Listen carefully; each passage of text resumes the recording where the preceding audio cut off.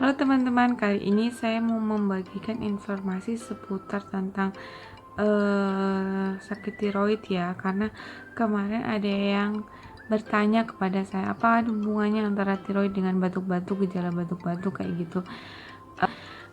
Jadi gini ya, jadi waktu itu ayah saya itu setelah melakukan tahapan ablasi gitu ya, ayah saya memang mengalami gejala batuk-batuk itu cukup lama, sekitar 8 bulanan. Memang tidak langsung ya, dari setelah ablasi itu ada jedanya antara 5 bulanan kayak gitu baru batuk. Nah batuknya itu sekitar sampai 8 bulanan kayak gitu, sudah keluar masuk, udah kita ke poli umum itu udah berapa kali, kalau nggak salah 5 kali kayak gitu, sampai beli obat.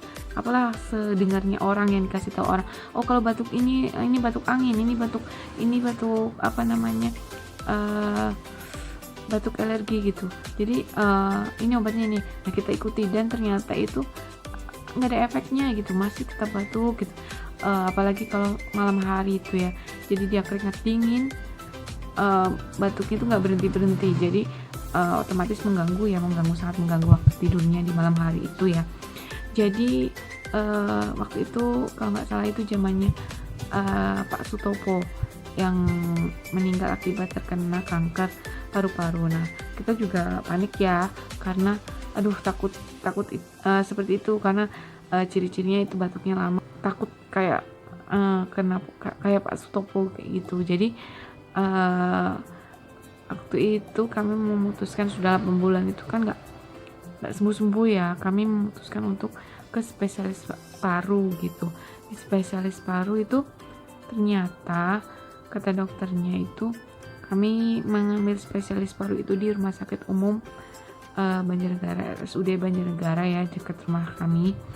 Nah ternyata kata dokternya itu ini karena akibat radiasi dari nuklirnya itu belum habis Pak, jadi nggak apa-apa gitu, dikasih obat pelancar dahak selama 1 minggu, dikasih obat, terus minggu berikutnya harus kontrol lagi. Alhamdulillah di minggu berikutnya tuh sudah sembuh gitu, nggak ada batuk-batuk lagi gitu, nggak ya sekarang masih batuk aja lah, nggak kayak kemarin tuh yang hampir misalnya kalau keringetan itu langsung batuk terus nggak berhenti gitu. Alhamdulillah sekarang sudah enggak gitu. Nah untuk teman-teman yang mengalami kasus seperti itu, saya sarankan sebaiknya berkonsultasi, bersinergilah dengan spesialis paru, dokter spesialis paru. Di situ nanti kalian akan mendapatkan terapi mungkin, atau dikasih obat gitu. Karena di nuklir itu kita, kalau saya pribadi, ayah saya itu tidak menemukan solusinya. Jadi diperlukan sinergi gitu ya dengan poli lain gitu untuk mengukur TSH, FT4 dan troglobulinnya gitu di bagian tiroidnya. Itu spesialis nuklir.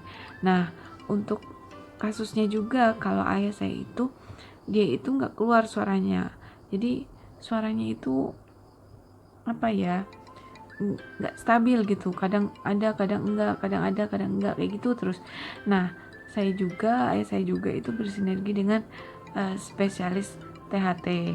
Nah kami mengambil spesialis THT itu di rumah sakit umum daerah Banjarnegara dekat rumah saya.